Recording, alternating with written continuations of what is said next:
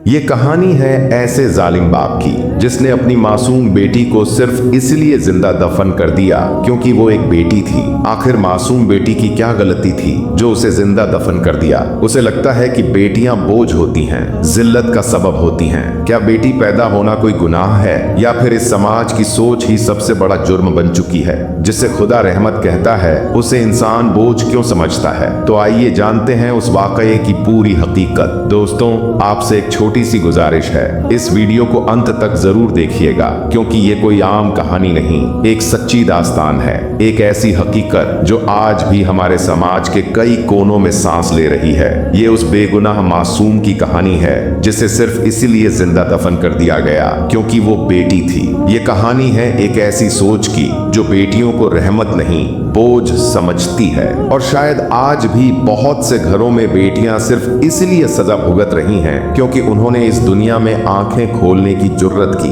तो जरा सोचिए, क्या लड़की होना वाकई जुर्म है? क्या ममता की कोख से जन्म लेना ही सबसे बड़ा गुनाह है? हाशिमाबाद शहर में एक अब्दुल करीम नाम का एक शख्स रहता था। उसका कपड़े का कारोबार था। वक्त के साथ उसका व्यापार इस कदर फैल गया, न सिर्फ उसका कपड़ा नूर नगर के बाजारों में बिकता था बल्कि उसे अपने कारोबार की वजह से शामसार, जामुद्दीन और मलिकपुर जैसे दूर दराज इलाकों तक काफिलों के साथ सफर करना पड़ता था। उसका कारोबार दिन ब दिन तरक्की करता जा रहा था और वो तेजी से बेमिसाल दौलत का मालिक बनता जा रहा था। हर इलाके में उसका नाम एक पहचान बन चुका था। उसने रुहानाबाद के अंदर एक आलीशान घर तामीर करवाया था जिसमें शाही जिंदगी की तमाम सहूलियतें मौजूद थीं। उसकी खिदमत के लिए नौकर चाकर और कनीजें हमेशा हाजिर रहती थीं। अब्दुल करीम एक निहायत ही खुशहाल जिंदगी बसर कर रहा था, लेकिन अब्दुल करीम की जिंदगी में एक गहरी खामी थी, एक ऐसी सोच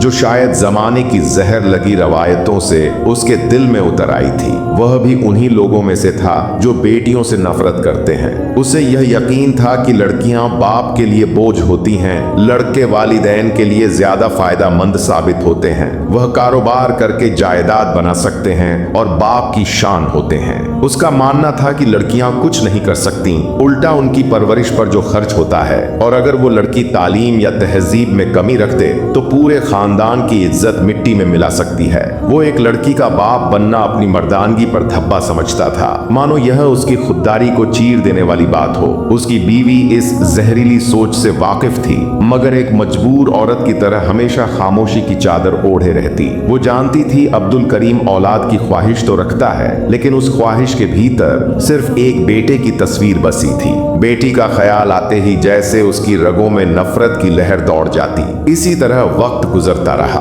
और चंद महीने बाद अब्दुल करीम की बीवी उम्मीद से हो गई। यह खबर सुनते ही अब्दुल करीम की खुशी का कोई ठिकाना नहीं रहा। वो दौड़ता हुआ अपनी बीवी के पास आया और खुश होते हुए बोला, मैं तिजारत के सिलसिले में मलिकपुर जा रहा हूँ, मुमकिन है लौटने में महीनों लग जाएं, लेकिन एक बात कान खोलकर सुन लो, अगर बेटा हुआ तो उसकी परवरिश ऐसे करना जैसे कोई शहजादा हो, हर नेमत हर लुत्फ उससे मयस्सर हो। लेकिन अगर खुदा न करे कि बेटी हुई तो उसे पैदा होते ही जिंदा दफना देना, इससे पहले कि वो बड़ी होकर मेरी इज्जत को मिट्टी में मिलाए, बेहतर होगा उसका किस्सा वहीं खत्म कर देना। उसके इन सख्त और बेरहम अल्फाज ने बीवी के दिल को चीर कर रख दिया, जैसे किसी ने उसके अरमानों को एक ही पल में राख कर दिया हो। लेकिन उसने अपने आंसू छुपाते हुए चेहरे पर खामोशी की चादर ओढ़ी और अपने जालिम शौहर को अलविदा कहा। जैसे ही वो कमरे में अकेली हुई, उसकी हिम्मत जवाब दे गई। वो फूट फूट कर रोने लगी। गम की एक लहर उसके सीने में दौड़ने लगी। एक मां बनने की खुशी और एक बेटी खो देने के डर के बीच वो बुरी तरह उलझ चुकी थी। लेकिन एक औरत होने के नाते बेटियां उसे बेहद अजीज थीं। उसकी ख्वाहिश थी अगर बेटी हो तो उसे गोद में लेकर मोहब्बत से पाले, उसकी किलकारियों से घर गुलजार करे। मगर वो अपने बेरहम शौहर की सोच और हुक्मों के तले मजबूर थी। अब वो दिन रात बस एक ही दुआ करती, ऐ खुदा मुझे बेटा ही अता फरमा ताकि मेरा शौहर खुश रहे और एक मासूम जान इस जालिम सोच की भेंट में न चढ़े। लेकिन तकदीर को कुछ और ही मंजूर था। वक्त गुजरता गया और आखिरकार वो दिन आ ही गया जब उस मजबूर औरत की कोख से एक खूबसूरत सी बेटी ने इस दुनिया में आंखें खोली। जैसे ही उसने अपनी बच्ची को पहली बार देखा तो उसका दिल ममता से भर उठा। उसकी आंखों से आंसू छलक पड़े, मगर ये खुशी सिर्फ चंद लम्हों की मेहमान थी। अचानक उसे अपने शौहर की वो बेरहम बात याद आ गई, अगर बेटी हो तो उसे जिंदा दफना देना। ये याद उसके जिस्म को कांपाने लगी, लेकिन उसके दिल ने चीख कर कहा, मैं अपनी औलाद को अपने ही हाथों से जिंदा दफन नहीं कर सकती, क्योंकि कोई भी माँ अपने पेट में पलने वाले बच्चे को जिंदा दफन नहीं कर सकती। उसने बच्ची को अपने सीने से लगा लिया, जैसे उसकी रूह को जकड़ लिया हो। उसने उसी वक्त फैसला कर लिया, चाहे अब्दुल करीम उससे कैसा भी सलूक करे, गुस्से में जला दे या नफरत में मार दे, लेकिन वो अपनी बेटी पर एक खरोंच तक नहीं आने देगी। उसने ठान लिया कि वो अपनी बेटी को न सिर्फ पाल पोस कर बड़ा करेगी, बल्कि उसे इस दुनिया की सच्चाई, इंसानियत और मोहब्बत भी सिखाएगी। वो उसे नफरत नहीं, सिर्फ प्यार देना चाहती थी। उसने अपनी बेटी को सबसे पहले जो लफ्ज सिखाया था वो था बाबा, वही बाबा जिसे बेटियों के वजूद से नफरत थी, जिनकी नजरों में बेटी सिर्फ एक बोझ थी। एक दिन उसे एक खत मिला, उसके शौहर अब्दुल करीम का खत था। उसमें लिखा था कि वो 2 माह बाद घर लौट रहा है। खत पढ़ते ही उसके चेहरे से मुस्कान रुखसत हो गई, दिल पर जैसे कोई बोझ उतर आया हो। वो सोचने लगी, जब वो मेरी बेटी को देखेगा तो क्या करेगा? क्या वो उसे भी मिटा देगा? उसे अपने शौहर के वापस आने की कोई तमन्ना नहीं थी, मगर तकदीर को कौन टाल सकता है। आखिर वो दिन भी आ गया जब अब्दुल करीम अपने आलीशान घर में दाखिल हुआ। आते ही उसने हुक्म दिया, जल्दी से मेरे बेटे को लेकर आओ। बीवी खामोशी से बाहर निकली और अदब से उसे सलाम किया। उसके पीछे ही एक नन्ही सी परी अपने छोटे छोटे कदमों से दौड़ती हुई बाहर आई। बाबा बाबा कहती हुई। वो मासूम आवाज सुनते ही अब्दुल करीम की आंखों में नफरत की आग भड़क उठी। उसका चेहरा गुस्से से लाल हो गया। वो चीख उठा, मैंने तुझे बेटे की उम्मीद दी थी और तूने बेटी पैदा की। मैंने साफ कहा था कि अगर लड़की हो तो उसे जिंदा दफना देना, मगर तूने मेरी बात की भी तौहीन की। गालियों की बौछार करते हुए वो बीवी पर बरस पड़ा। बीवी की आंखों से आंसू बह निकले। उसने कांपती हुई आवाज में कहा, खुदा का वास्ता है, ये जुल्म मत करो। ये भी एक औरत की कोख से पैदा हुई है, जैसे तुम्हें किसी औरत ने जना है। मगर उस वक्त अब्दुल करीम का ज़मीर मर चुका था। वो एक दरिंदा बन चुका था। उसने उस फूल जैसी मासूम बच्ची को बेदर्दी से उठाया और बिना किसी रहम के जंगल की तरफ बढ़ गया। उस मासूम सी बच्ची को क्या पता था कि उसके बाबा, जिन्हें वो सबसे ज्यादा चाहती थी, उसे मौत की तरफ लिए जा रहे हैं। अब्दुल करीम उसे जंगल के सुनसान हिस्से में ले गया। वहां एक जगह पर उसने बच्ची को बिठाया और अपने हाथों से जमीन खोदने लगा। नन्ही बच्ची खेल रही थी बेफिक्री से, मासूमियत से। उसे तो बस यही लग रहा था कि उसके बाबा उसके साथ कोई खेल खेल रहे हैं। कुछ ही देर में गड्ढा तैयार हो गया। अब्दुल करीम ने अपनी नन्ही सी जान को उसमें बिठा दिया और मिट्टी डालना शुरू कर दी। बच्ची अब भी हंस रही थी, मगर उसका बचपन मिट्टी में धंसता जा रहा था। उसके नाजुक पैर मिट्टी में दब चुके थे। वो फूल जिसकी खुशबू से घर महक सकता था, अब मिट्टी के नीचे दफन होने को था। उधर एक माँ का कलेजा तड़प उठा। अब्दुल करीम की बीवी बेतहाशा जंगल की ओर भागी आ रही थी। उसकी सांसें उखड़ रही थीं, मगर दिल में सिर्फ एक बात थी, मेरी बेटी को बचाना है। जैसे ही उसने जंगल में पहुंचकर वो मंजर देखा, उसका दिल चीख पड़ा। उसने दौड़कर अब्दुल करीम को जोर से धक्का दिया और अपनी बेटी को गड्ढे से बाहर निकाल लिया। वो बच्ची अब रोने लगी थी और माँ कभी उसके हाथों को चूमती, कभी उसके पैरों को। खुदा ने उसकी ममता को एक और बार आजमा लिया था और इस बार उसने हार नहीं मानी। अब्दुल करीम आग बबूला हो गया। उसने बच्ची को दोबारा छीनने की कोशिश की, मगर इस बार इसकी बीवी पत्थर बन चुकी थी। मैं तुम्हें किसी भी हालत में ये जुल्म नहीं करने दूंगी। अगर तुम्हें बेटी से इतनी नफरत है तो मुझे भी उसी गड्ढे में जिंदा दफना दो। अब्दुल करीम को अपनी बीवी पर बेहद गुस्सा आया। वो उसे जबरदस्ती घसीटते हुए वापस घर ले आया। घर लौटते ही अब्दुल करीम ने अपनी बीवी को बेरहमी से मारने और पीटने लगा। यह सब देखकर मासूम बच्ची डरकर एक कोने में जा खड़ी हुई।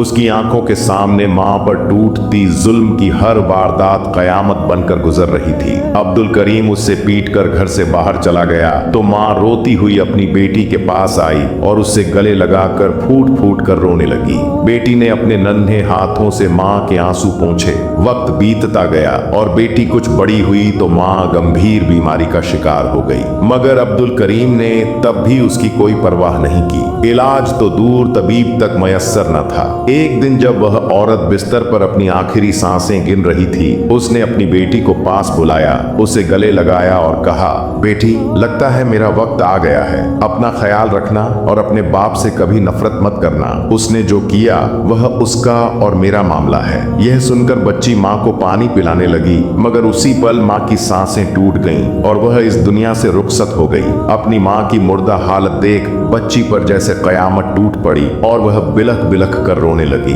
उस औरत की मौत के वक्त घर में काफी रिश्तेदार जमा थे। शाम को उसे दफन कर दिया गया और अब्दुल करीम को अपनी बीवी की मौत का कोई गम नहीं था। कुछ ही महीनों बाद उसने दूसरी शादी कर ली और वह मासूम बच्ची अपनी माँ के कमरे में अकेली पड़ी रहती। अब्दुल करीम ने कभी यह जानने की कोशिश नहीं की कि उसकी बेटी किस हाल में है, क्योंकि वह अब अपनी नई शादीशुदा जिंदगी में मसरूफ था। वक्त यूं ही गुजरता गया और उसकी दूसरी बीवी से अब्दुल करीम को 2 खूबसूरत बेटे पैदा हुए, जिनकी पैदाइश ने अब्दुल करीम को बहुत खुश कर दिया। वह अब सिर्फ अपने बेटों में ही खुश रहता और अपनी पहली बेटी को पूरी तरह नजरअंदाज करता था। न कभी उससे मोहब्बत की, न ही कोई प्यार दिखाया। वह बच्ची हर रोज तिरस्कार और तन्हाई का शिकार होती रही, जबकि उसके दोनों बेटे अब उसके कारोबार को संभालते थे और सारे व्यापारिक मामलों में उसका हाथ बटाते थे। उम्र ढलने लगी तो अब्दुल करीम का जिस्म भी कमजोर होता गया। वो बीमार रहने लगा और ज्यादातर वक्त अब घर में ही पड़ा रहता था। अब बीमारी की हालत में अब्दुल करीम की दूसरी बीवी ने उसका बिल्कुल भी ख्याल नहीं रखा, क्योंकि उसे तो बस उसकी दौलत से मतलब था। उसके बेटों का रवैया भी बेहद बेरहम था। उन्होंने बाप की सारी जायदाद जबरदस्ती आपस में तकसीम कर ली और अब्दुल करीम के हाथ में कुछ भी नहीं बचा। जो आदमी कभी शानो शौकत की जिंदगी जीता था, आज मुफलिसी और तन्हाई में जिंदगी गुजारने पर मजबूर था। उसकी जिस्मानी हालत दिन ब दिन बिगड़ती रही और एक दिन उसे कोढ़ की बीमारी ने घेर लिया। उसकी यह हालत देखकर उसकी बीवी और बेटे उससे नफरत करने लगे और डर के मारे कि कहीं यह बीमारी उन्हें भी ना लग जाए, उन्होंने उसे घर से ही निकाल दिया। यहाँ तक कि उसकी बेटी को भी घर से बाहर निकाल दिया। लेकिन उस बेटी ने माँ की दी हुई नसीहत को नहीं भुलाया और चाह कर भी अपने जालिम बाप से नफरत नहीं कर सकी। उसने अपने बीमार बाप को सहारा दिया और उसे लेकर उसी जंगल में चली गई जहाँ कभी अब्दुल करीम ने उसे जिंदा दफनाने की कोशिश की थी।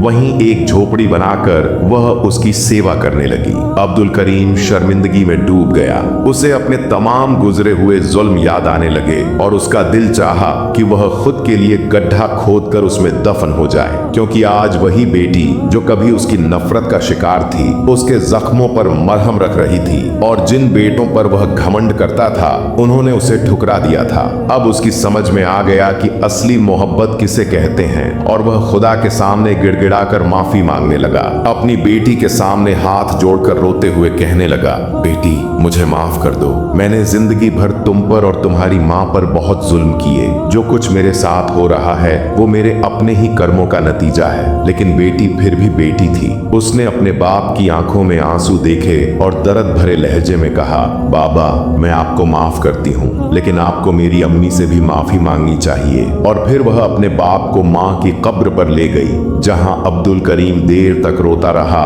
और अपनी मरहूमा बीवी से माफी मांगता रहा। फिर घर लौटकर उसने अपनी बेटी से कहा कि वह अपने किए की भरपाई तो नहीं कर सकता, लेकिन अब वह उसे उसका हक जरूर दिलवाएगा। और फिर वह अपनी बेटी को लेकर काजी की अदालत पहुंचा, अपने बेटों के खिलाफ मुकदमा दर्ज करवाया और गवाही दी कि उसकी बेटी को उसके हिस्से की जायदाद दी जाए। काजी ने बेटों को तलब किया और बेटी को उसका हिस्सा यानी पुराना घर दिलवा दिया। तब अब्दुल करीम ने अपने बेटों से कहा, तुम दो नहीं, ये एक बेटी मुझे ज्यादा अजीज है। मैंने तुम्हें सब कुछ दिया, लेकिन तुमने मुझे क्या दिया? अब मैं तुम्हारी शक्ल तक नहीं देखना चाहता। और फिर वह अपनी बेटी के साथ घर लौट गया। वह शख्स जो कभी बेटियों को जिंदा दफन करने पर यकीन रखता था, आज खुद जिंदगी के हाथों दफन हो चुका था। कोढ़ की बीमारी से सड़ता जिस्म, बेटों की बेरुखी और तन्हाई का जहर उसे अंदर से खा गया। लेकिन हैरत की बात यह थी कि जिस बेटी को वह कभी जीने के काबिल नहीं समझता था, आज वही उसकी आखिरी उम्मीद बन चुकी थी। और इसी लम्हे उसे एहसास हुआ कि असली अंधेरा वो नफरत थी जो उसके दिल में बेटियों के लिए थी, और असली रोशनी वो मोहब्बत थी जो उसकी बेटी ने जलाकर दिखाई।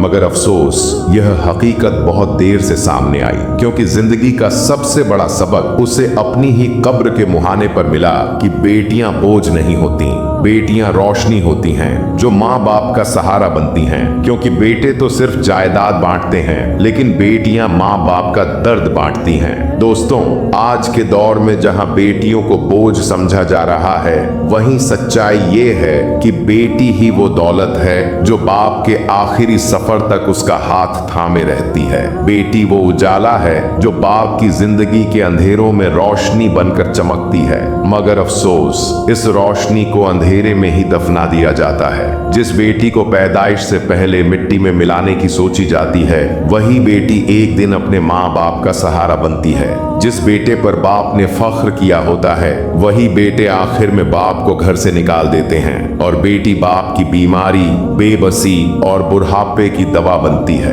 आज के वक्त में बेटियों पर जुल्म करना सिर्फ नाइंसाफी नहीं, खुदा की रहमत से इनकार करना है। क्योंकि बेटा सिर्फ खून होता है, लेकिन बेटी रूह होती है। अफसोस ये है कि जिन बेटों के लिए बाप अपनी पूरी जिंदगी कुर्बान कर देता है, वही बेटे एक दिन माँ बाप को धक्के मार के निकल देते हैं। बेटी सिर्फ औलाद नहीं होती, वो माँ की ममता और बाप का गुरूर होती है। दोस्तों, इस वीडियो को जितना हो सके उतना शेयर करो, ताकि ये उन लोगों तक पहुंचे जो आज भी बेटियों से नफरत करते हैं और सिर्फ बेटों की चाहत रखते हैं। उन्हें समझ आना चाहिए कि जब आखिरी वक्त आता है, तब बेटे नहीं, सिर्फ बेटियां ही माँ बाप का असली सहारा बनती हैं। बेटे तो अक्सर दौलत के पीछे होते हैं, लेकिन बेटियां ही होती हैं जो उस वक्त भी साथ होती हैं जब सब साथ छोड़ देते हैं। आपको ये वाकया पसंद आया हो तो लाइक, कमेंट और चैनल को सब्सक्राइब करना मत भूलिएगा। मिलते हैं फिर से किसी और दर्दनाक वाकये के साथ।